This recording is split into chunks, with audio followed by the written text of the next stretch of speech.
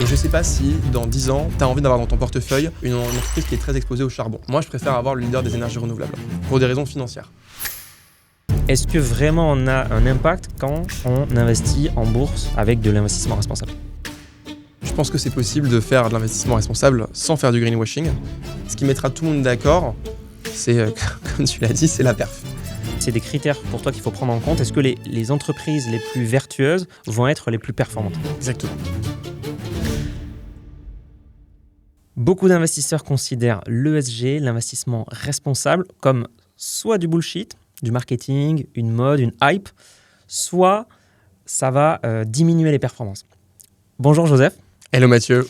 Alors toi, tu as décidé de créer Goodvest et donc de reposer ton business model sur l'investissement responsable. Pourquoi ?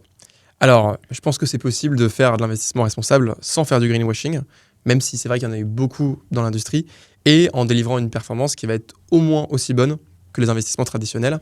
Et il y a pas mal d'études qui montrent ça. Moi, j'ai créé Goodvest parce que j'ai rencontré ce problème personnellement, où je me disais, je veux être aligné avec mes investissements, je fais des efforts dans ma vie quotidienne, et aujourd'hui, mes investissements peuvent financer des industries néfastes, et justement, il y a beaucoup de greenwashing, donc compliqué pour un particulier de s'orienter en fait, dans la finance durable. Et donc, c'est pour ça que j'ai créé Goodvest fin 2021. Du coup, elle est où la frontière entre le greenwashing et le vrai investissement responsable selon toi ? En fait, il y a eu beaucoup de greenwashing en 2020, 2021, 2022 parce que l'investissement responsable était très tendance et que c'était ce qui collectait le plus en fait. Donc tous les asset managers se sont dit « Ok, il faut faire de l'investissement responsable parce qu'aujourd'hui, c'est ce que demandent les clients ». Depuis, la réglementation elle a évolué. Il y a eu aussi un sujet, l'ESG et l'ISR est un peu moins à la mode. Donc il y a un retour en arrière. Il y a beaucoup de fonds qui étaient SFDR 9, qui est en fait la classification d'investissement responsable la plus élevée, qui se sont déclassés en SFDR 8. Aujourd'hui, tu ne peux plus appeler un fonds climat, etc., n'importe comment, si tu n'as pas derrière une vraie politique d'investissement, parce que tu as les autorités européennes, l'AMF aussi, qui vont te sanctionner là-dessus. Et tu as eu un durcissement des labels. En fait, il y a quelques années, tu pouvais avoir un fonds labellisé ISR et avoir en première pondération Total Energies, ce qui n'était pas forcément très cohérent, parce que ce n'est pas le leader de la transition écologique. Ouais, c'est ce qu'on reprochait beaucoup à l'investissement responsable. Exactement. Investir responsable, en fait, je vois, j'ai énormément de pétrolières dans mon portefeuille. Donc, c'était du marketing. Il y avait beaucoup de marketing. Alors, il y avait des acteurs qui faisaient bien les choses déjà à l'époque, mais tu vois, tu avais un tiers des fonds SFDR 8 et SFDR 9 qui investissaient dans les énergies fossiles. Donc, c'est beaucoup. Et d'ailleurs, c'est vraiment pour ça qu'on a lancé Goodvest. C'est pour se dire, on va vraiment créer une méthodologie. On ne va pas s'arrêter au label. On ne va pas s'arrêter au nom marketing des fonds. Et on va vraiment avoir une équipe qui va éplucher, regarder ligne à ligne. OK, que fait cette entreprise ? Est-ce qu'elle est exposée aux énergies fossiles ? Est-ce qu'elle est dans le tabac ? Est-ce qu'elle est dans d'autres secteurs industrie néfaste ? Et donner de la transparence. Donc aujourd'hui, c'est possible de faire les deux. Les vrais acteurs de la transition écologique ont besoin de financement, que ce soit les énergies renouvelables, que ce soit les transports bas carbone et plein d'autres industries. Et donc, c'est possible de faire les deux. Il faut juste être très vigilant, mais comme partout en finance, il faut faire attention aux frais, il faut faire attention au greenwashing, faire attention à beaucoup de choses. Et ça ne rapporte pas forcément moins. D'ailleurs, historiquement, ça a même rapporté plus. Alors, est-ce que l'avenir confirmera la règle ? On ne sait pas, on n'a pas de boule de cristal. Mais si on regarde les dernières années, les 10 dernières années par exemple, le MSCI World SRI, il a surperformé 7 années sur 10 le MSCI World. Donc, ce n'est pas toujours le cas. Chaque année, ce n'est pas le cas. Ça dépend de contexte politique, économique. En 2022, quand tu as la guerre en Ukraine et que l'armement, c'est un des secteurs qui a le mieux performé, l'ISR est peu ou pas exposé à l'armement, il a moins bien performé. Par contre, les 6 années précédentes, l'ISR a surperformé. Et souvent, quand un épargnant vient chez Goodvest, il investit pour le long terme. Il investit pour sa retraite, pour s'acheter une résidence principale, donc pour 5, 10 ans. Et donc, si on a un horizon d'investissement qui est long, ça vaut le coup de se poser les questions d'investir en accord avec ses convictions, quoi. Et du coup, est-ce que selon toi, ça vaut le coup d'investir responsable, même si on n'a pas tellement de conviction ? Parce que si ça apporte plus de performance, finalement, c'est même... Est-ce que selon toi, c'est même un biais qu'il faut prendre pour tous les investisseurs ? Je pense que oui. Le monde va changer et il évolue progressivement. Et je ne sais pas si, dans 10 ans, tu as envie d'avoir dans ton portefeuille une entreprise qui est très exposée au charbon. Moi, je préfère avoir le leader des énergies renouvelables, pour des raisons financières. Et donc, je pense qu'il faut prendre en compte les risques environnementaux, les risques sociaux dans son portefeuille. Donc, oui, je pense qu'effectivement, même si tu ne le fais pas uniquement pour tes valeurs, il faut se dire, surtout si tu as un horizon d'investissement qui est long, si tu as un horizon d'investissement qui est très court, tu regardes uniquement les dividendes, pas la trajectoire de l'entreprise, les pétrolières, généralement, sont pas mal. Elles sont plutôt rentables, elles versent des gros dividendes. Après, est-ce que leur cours sur les 10 dernières années a énormément augmenté? Pas vraiment, ça dépend beaucoup du cours du pétrole. Tandis que des entreprises qui sont orientées vers les énergies renouvelables, elles développent véritablement leur activité. Donc je pense qu'effectivement, ça peut valoir le coup. Oui, c'est sûr. Quand une entreprise verse beaucoup de dividendes, souvent, c'est que son business il est vieillissant, qu'elle est très mature et qu'elle a plus d'opportunités de bons investissements et donc elle verse ça à ses actionnaires. Donc il faut se poser la question, finalement, si j'ai beaucoup d'énergie fossile, j'ai peut-être beaucoup d'entreprises matures, est-ce que c'est vraiment le futur de la finance, de la capitalisation boursière dans 10 ans, etc. Donc toi, tu penses que ouais, ce biais-là, il peut à la fois répondre à des convictions, mais aussi à des performances financières. Du coup, si j'ai bien compris, les autorités ont pris un peu à bras-le-corps le sujet du greenwashing. Est-ce qu'un épargnant aujourd'hui qui veut investir responsable, est-ce qu'il peut se fier, du coup, au label, aux articles 9 SFDR? Est-ce que ça, est-ce que ça marche? Est-ce que c'est pertinent? Alors, plus qu'avant, clairement plus qu'avant, tu ne peux plus aujourd'hui avoir, tu as une réforme du label ISR, et aujourd'hui tu ne peux plus avoir Total Energies dans un fonds labellisé ISR. Est-ce que ça veut dire par contre que le fonds va être un moteur de la transition écologique? Pas forcément. Aujourd'hui, il faut aller au-delà. Faut aller au-delà, ça dépend aussi de ton niveau d'exigence, tu vois. Si tu veux vraiment soutenir la transition écologique, faire de l'investissement à impact, ce qu'on peut appeler l'investissement à impact, le label ne va pas suffire. La réglementation SFDR 9 non plus. Le label, ça va obliger à mesurer, ça va ajouter des exclusions, mais c'est pas forcément un fonds. L'objectif du fonds, ça va pas forcément être d'atténuer le réchauffement climatique. Donc, faut souvent aller au-delà, regarder la trajectoire de réchauffement climatique, regarder quelles sont les entreprises du portefeuille. En fait, quand tu investis dans un fonds durable, tu vas avoir des entreprises qui vont être des moteurs de la transition écologique et donc qui vont accélérer les choses dans le bon sens. Et tu vas avoir des entreprises qui sont low impact. Donc en fait, c'est des entreprises qui n'ont pas d'impact négatif sur la planète, mais ne sont pas forcément des accélérateurs de la transition écologique. Souvent, c'est bien d'avoir un peu les deux, parce que ça te permet d'être diversifié. Et il faut savoir aussi, en fonction de ta stratégie d'investissement, où est-ce que tu places l'impact, où est-ce que tu places le rendement et le risque dans ta stratégie. Et donc, généralement, c'est bien d'avoir les deux. Et selon tes convictions, selon ta situation, de surpondérer l'un plutôt que l'autre, quoi. Ok. Donc, si je comprends bien aussi, le marché de l'investissement responsable, il s'est un petit peu assaini. Et on a aussi passé un petit peu le hype, la mode, qui était peut-être avant l'invasion de l'Ukraine par la Russie. On a même vu finalement aux États-Unis un bond en arrière sur l'investissement responsable, notamment avec l'élection de Trump. Alors, peut-être pas en Europe. En Europe, les Européens semblent être plus intéressés par ça. Mais qu'est-ce qui, selon toi, à l'échelle mondiale, pourrait faire bascule et pourrait rendre la bourse, qui est aujourd'hui finalement l'investissement responsable, c'est un petit secteur, c'est un petit biais, c'est un truc que certains regardent, mais vraiment, c'est pas du tout ce dont tout le monde parle. Qu'est-ce qui pourrait faire la bascule, selon toi? Alors, j'interviens un peu là-dessus. C'est pas un tout petit biais quand même. Hein. Ça représentait à certaines années plus de 50% de la collecte. Aujourd'hui, on est entre 20 et 30% selon les pays, selon les classes d'actifs, etc. Donc, c'est quand même un pan important. Ce qui mettra tout le monde d'accord, c'est, comme tu l'as dit, c'est la perf. Donc, tu as eu des années plus compliquées avec la guerre en Ukraine, avec l'élection de Trump. Donc, en gros, l'ISR a sous-performé en 2022 et en 2024. En 2023, il a surperformé. Il a surperformé dans les 6 années avant la guerre en Ukraine. Donc, je pense que ce sera le retour de la perf. C'est normal qu'il y ait des années aussi où ça sous-performe. Ça ne peut pas surperformer 15 ans d'affilée. Enfin, sinon, c'est une bulle. Hein. C'est ce qu'on appelle une bulle. Donc, c'est presque sain qu'il y ait des périodes où tu respires. C'est cyclique, comme beaucoup d'industries, comme beaucoup de classes d'actifs. Et donc pas d'inquiétude là-dessus. Trump, effectivement, a mis un coup de frein sur l'ISR. En Europe, on suit plutôt nos convictions. C'est plutôt une tendance long terme. Et en fait, Trump, ça fait quasiment 1 an qu'il a été élu là. Il lui reste 3 ans de mandat. On verra qui est après, qui prend la suite de Trump. Ça se trouve, ce sera un président qui est bien plus orienté vers la transition écologique. Trump, il fait beaucoup de communication, mais au final, il n'a pas complètement mis un frein à l'Inflation Reduction Act qui poussait énormément la transition écologique. Il s'est réconcilié avec son copain Elon Musk récemment. Alors, je ne sais pas quand on va sortir exactement la vidéo, ça peut changer d'ici là, mais qui est quand même le leader des véhicules électriques. Donc, il y a beaucoup de communication dans ce que fait Donald Trump et ce n'est pas toujours suivi par des actes. Donc, il faut essayer de prendre un step back. Votre stratégie d'investissement, c'est surtout, il peut dire telle chose et dire l'inverse une semaine après. Exactement. Donc c'est aussi de la communication pour se faire élire, pour gagner en popularité. Si la tendance se change et que l'opinion américaine évolue, il peut faire un revirement complet. Donc, en stratégie, en investissement, il faut faire attention à ses émotions, faire attention effectivement aux déclarations, etc. Prendre du recul et se dire, OK, ma stratégie d'investissement, c'est quoi? C'est 5 ans, c'est 10 ans.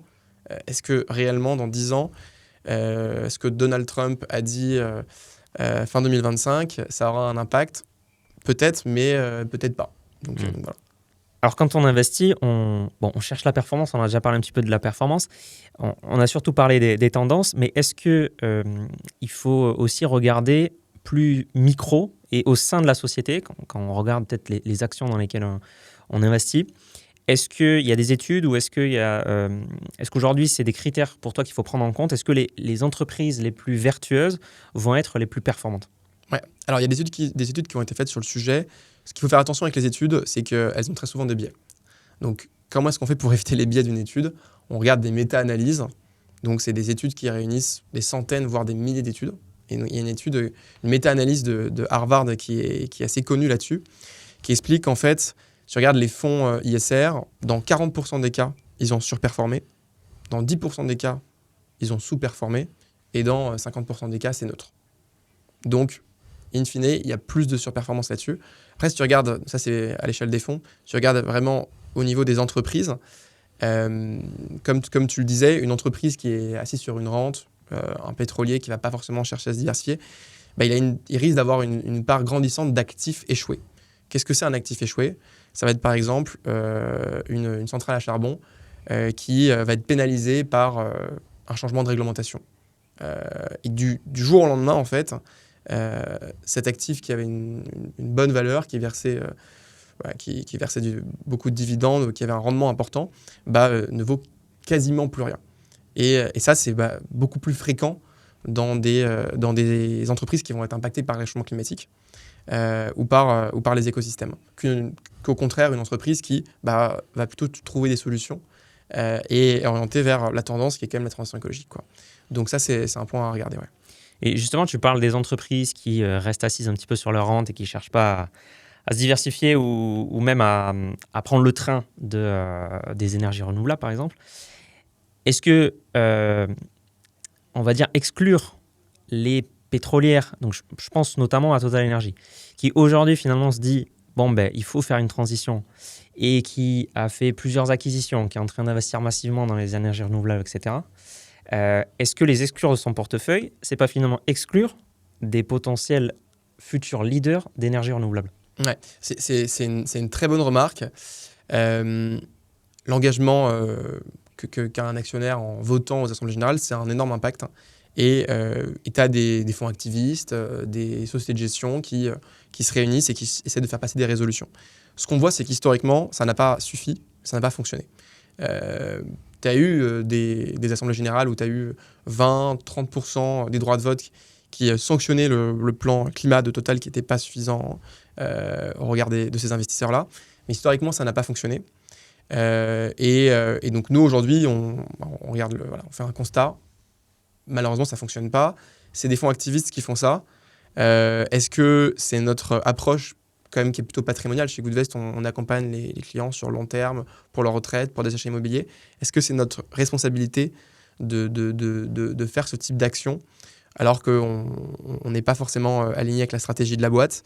Aujourd'hui, on n'y va pas.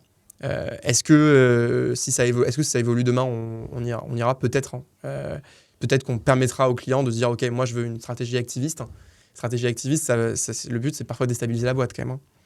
Donc, c'est pas une approche très patrimoniale. Ouais. Est-ce qu'on C'est y pas va pour aller chercher de la performance forcément, quoi. Voilà, Ça peut troubler le c'est ça. portefeuille. Ça peut. Donc, on se dit c'est pas notre responsabilité. On pense qu'on envoie un signal plus fort en n'investissant pas. Un exemple qui montre bien ça, c'est que assez récemment, tu as un fonds de pension néerlandais qui avait confié un mandat de, je crois que c'était 14 milliards à BlackRock, et qui l'a retiré de BlackRock en leur disant « Ok, votre politique ISR, ESG, elle est insuffisante pour nous ». Et ça, c'est un signal. Alors même si 14 milliards pour BlackRock, c'est pas grand-chose, ça reste un gros mandat. Ils ont pas énormément de mandats à 15, 50, 100 milliards. Quoi. Donc c'est un gros signal, et on pense qu'on envoie un signal plus fort en leur disant « Ok, on n'y va pas ».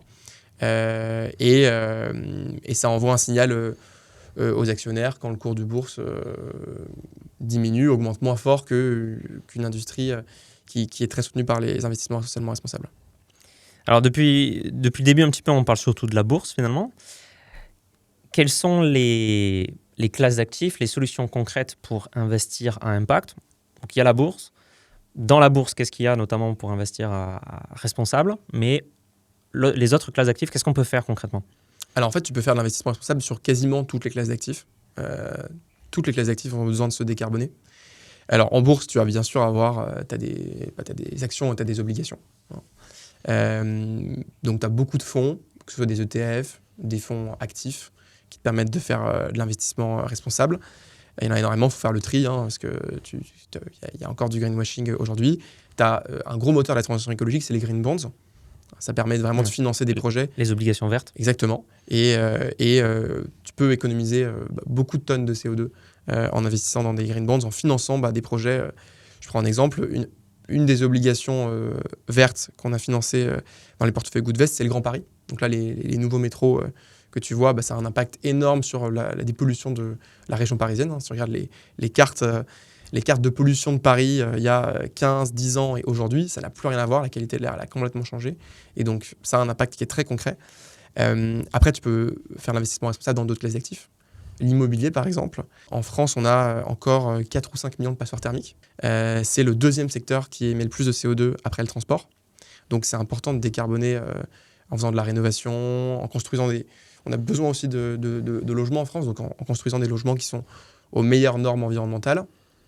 Tu peux faire de l'infrastructure, tu peux faire du private equity à impact, tu peux même faire de la crypto à impact. Tu as des cryptos qui émettent moins de CO2 que d'autres. Donc, tu peux faire de l'investissement responsable, après, peu importe la classe d'actifs en fait. Donc là, on parle vraiment de sa partie investissement. Il y a aussi toute sa partie épargne, l'argent qu'on a sur son compte courant, sur son livret A, sur ses livrets, sur son PEL, sur que sais-je. Est-ce que lorsqu'on veut avoir de l'épargne qui a de l'impact, est-ce que, on a compris qu'il fallait repenser sa partie investissement, mais est-ce qu'il ne faut pas repenser aussi toute sa partie épargne? Ouais. Alors, il faut, parce que l'épargne, selon le produit, va en fait être investie. C'est juste que c'est moins direct et c'est moins visible pour le client. Et donc, tu peux choisir d'opter pour un livret qui va être plus durable. Tu peux aller sur du fonds en euros aussi. Aujourd'hui, tu as un fonds euro qui est climat vraiment, qui est aligné avec l'accord de Paris, qu'on propose avec Spirica, qui est donc le fonds euro climat. Donc, tu as de l'impact aussi sur cette partie épargne. Sur la partie compte bancaire, c'est quand même encore un peu moindre en termes d'impact, c'est encore un peu plus indirect, mais tu envoies quand même un signal à la banque en choisissant une banque qui va être un peu plus durable qu'une autre. Donc tu as un impact, il ne faut pas oublier que les banques aujourd'hui continuent à investir massivement dans les énergies fossiles.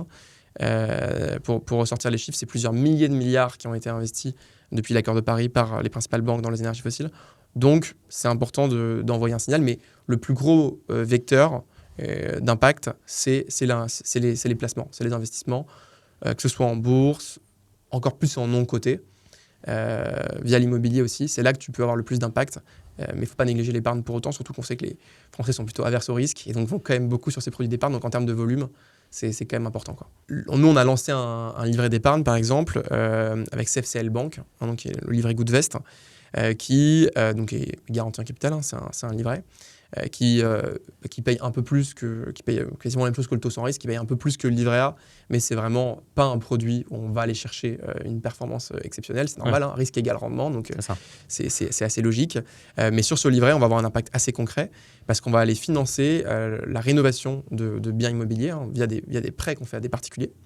Hein, et donc là, on a un impact qui est hyper concret, c'est qu'en déposant de l'argent sur ce livret, des prêts vont être faits et ça va permettre de faire de la rénovation de bâtiments, de construire des nouveaux bâtiments qui sont aux meilleures normes environnementales en France. Et donc ça, c'est une manière de se dire, OK, mon argent, il est garanti, il va me rapporter la même chose qu'un livret A, plus ou moins selon la période, selon les taux boostés, etc. Et il va avoir un impact très concret, quoi. On mettra en lien vers Goodvest pour ceux qui veulent découvrir vos services et orienter peut-être leur investissement et aussi du coup leur épargne avec des livrets à impact, livrets verts. Je voudrais qu'on revienne sur la bourse parce qu'il y a quelque chose aussi que on va dire les détracteurs de l'investissement responsable avancent comme argument, et moi je trouve à raison aussi, c'est que finalement la bourse c'est un marché secondaire. Donc on est sur le bon coin des actions. Donc j'achète une action Apple 100, je ne donne pas 100 € à Apple, je donne 100 € à quelqu'un qui avait une action et qui me la revend, donc un petit peu comme le bon coin, c'est une action de seconde main. Donc finalement, je ne finance pas directement Apple. Si c'était une action Total, je ne finance pas directement Total. Est-ce que vraiment on a un impact quand on investit en bourse avec de l'investissement responsable? Alors, j'adore cette question. Tu as moins d'impact sur les marchés secondaires que sur les marchés primaires, c'est évident. Si tu veux vraiment avoir de l'impact, va faire du private equity, va financer des infrastructures vertes en direct. C'est là que tu auras le plus d'impact. Par contre... Donc, private equity, juste on rappelle, action non cotée. Là, quand je mets 100 dans la société, ça la finance vraiment et ça finance ses activités. Donc là, il y a un plus fort impact. Exactement. Et les obligations, pareil. Les obligations, l'entreprise, elle demande du financement, je lui prête 100 et ça va et ça, vraiment... Tu peux le faire via la bourse aussi, même si tu as du secondaire, mais l'impact est un peu plus direct parce que généralement, les obligations, elles tournent moins que les actions parce qu'elles ont des durées limitées, etc. Bon. Le marché du secondaire a quand même de l'impact. S'il n'y avait pas de marché secondaire, il n'y aurait pas de marché primaire. En fait, l'investisseur qui va participer à une IPO, donc une introduction en bourse, il attend de pouvoir revendre son action sur le marché secondaire à un moment donné, à un horizon qui est plus ou moins lointain. Donc si tu n'as pas de secondaire, tu n'as pas de primaire.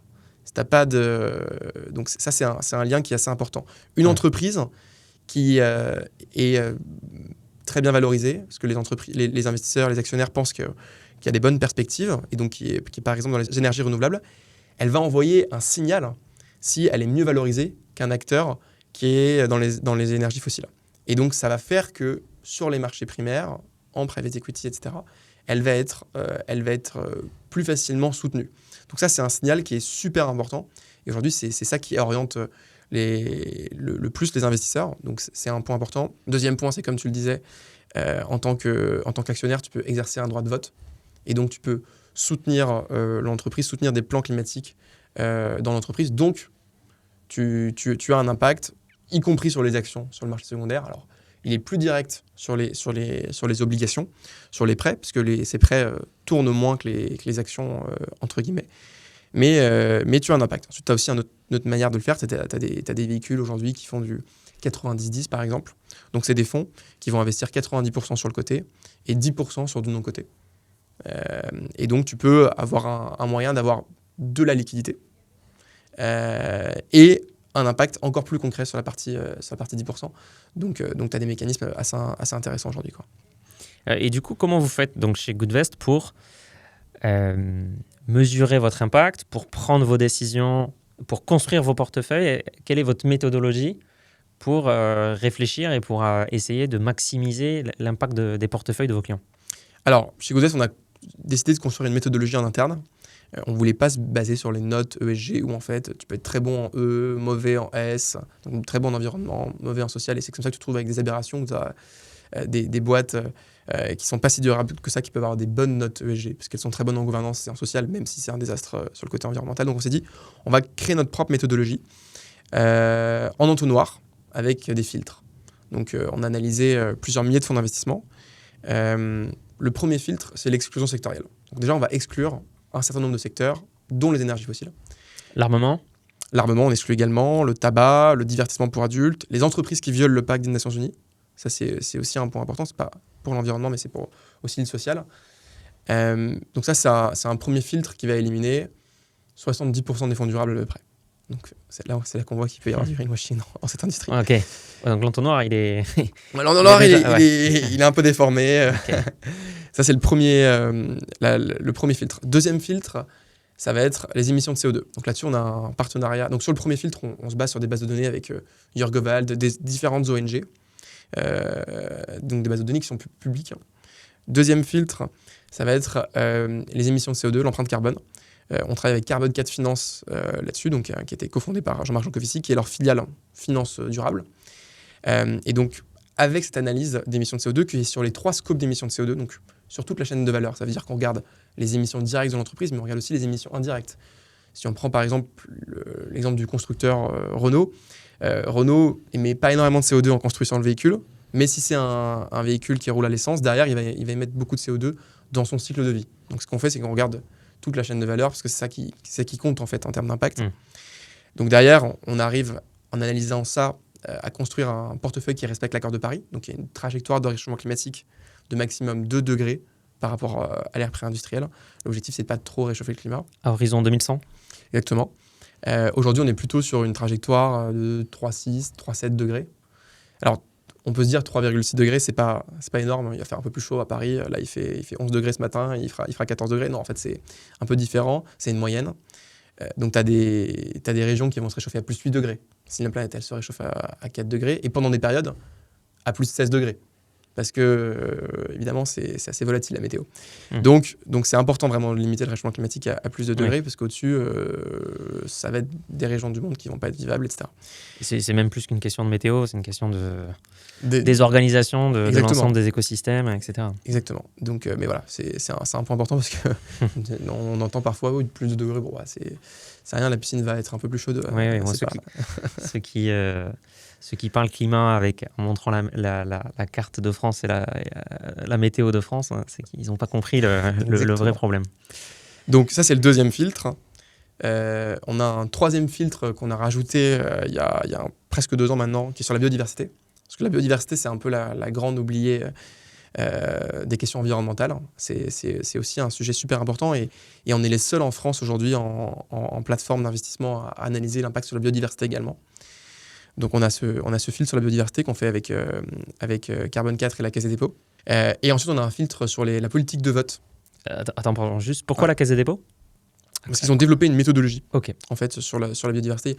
C'est assez simple sur les questions. Est-ce qu'ils ont développé ça pour le LDDS, le livret de développement durable et... Non. Non, celui-là, non. Non, pas vraiment. Le LDDS a pas mal été critiqué d'ailleurs, parce qu'il n'a pas de vraie méthodologie. C'est la même méthodologie que le livret A. En tout cas, sur la partie qui est gérée par les banques, parce que sur les livrets, tu as une partie qui est gérée par la Caisse des dépôts, une partie qui est gérée par les banques. En fait, sur la partie biodiversité, on va regarder comment est-ce qu'un écosystème est impacté.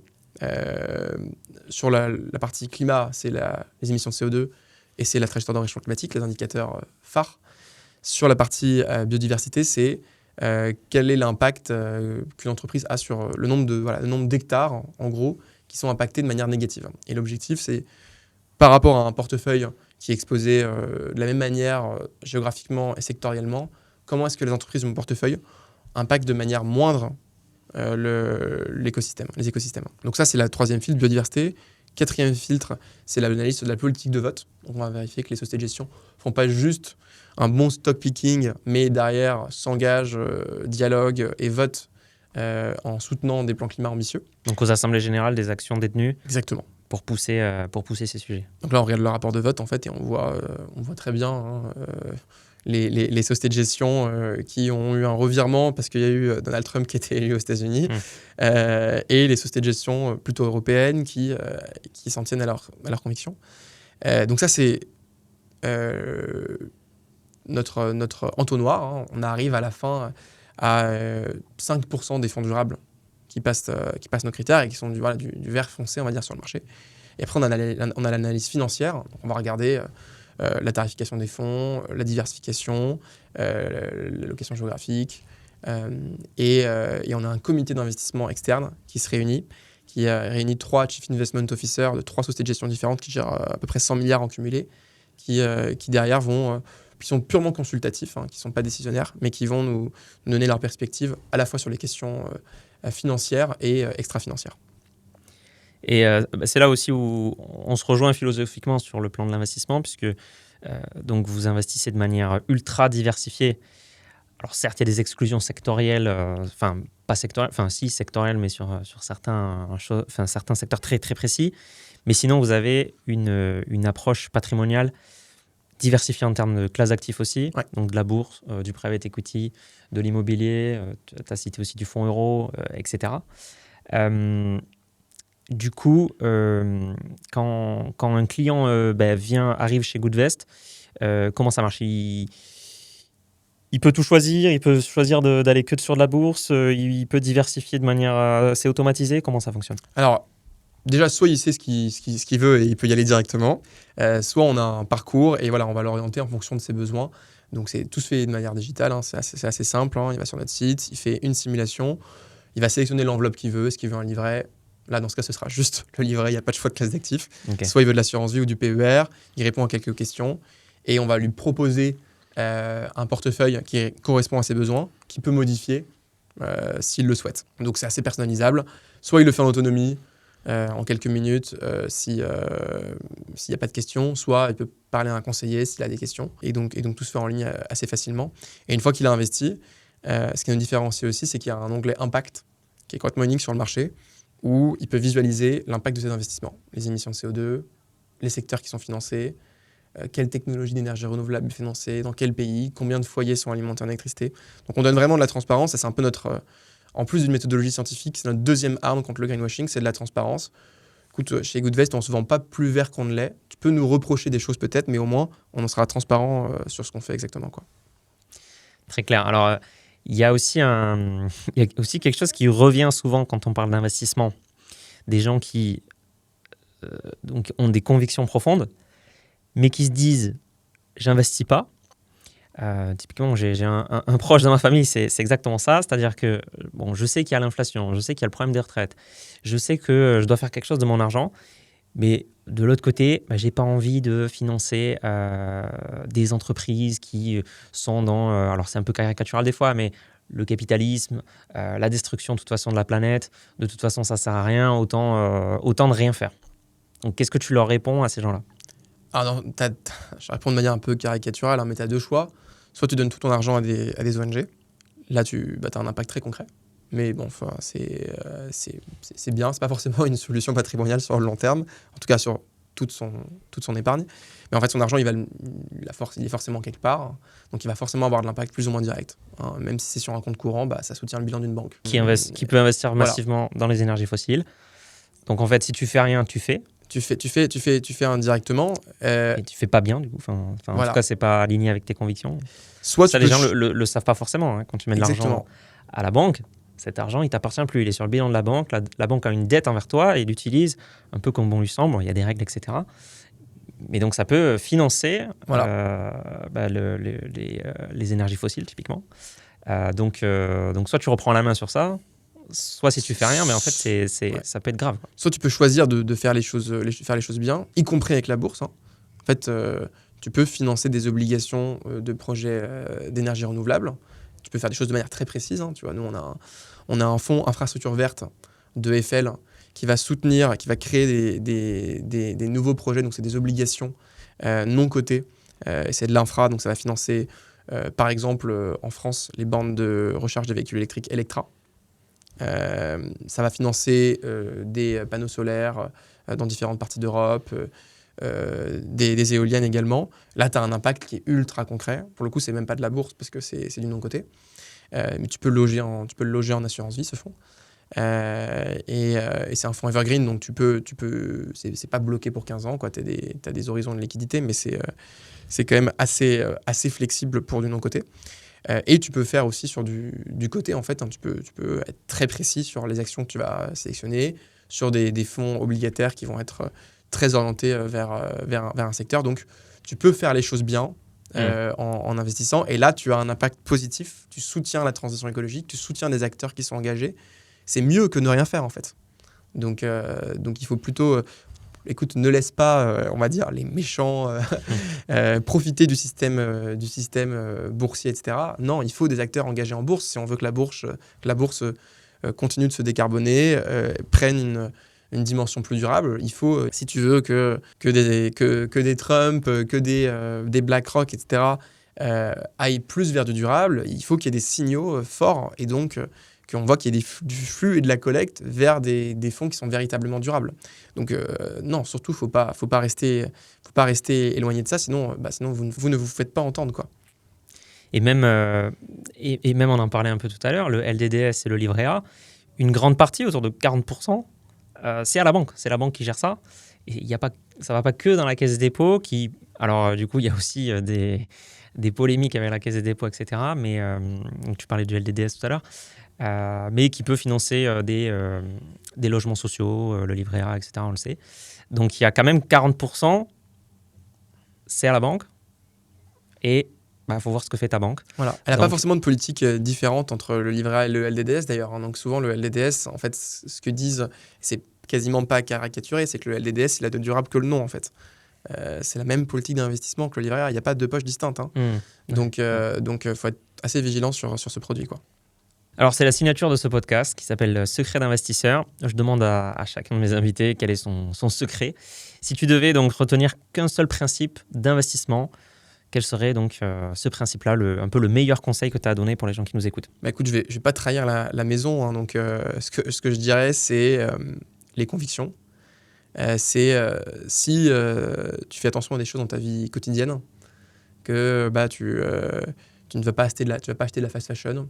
Quand tu pars en vacances, tu loues plutôt un véhicule électrique plutôt qu'une voiture thermique. Autant être aligné sur tes placements aussi.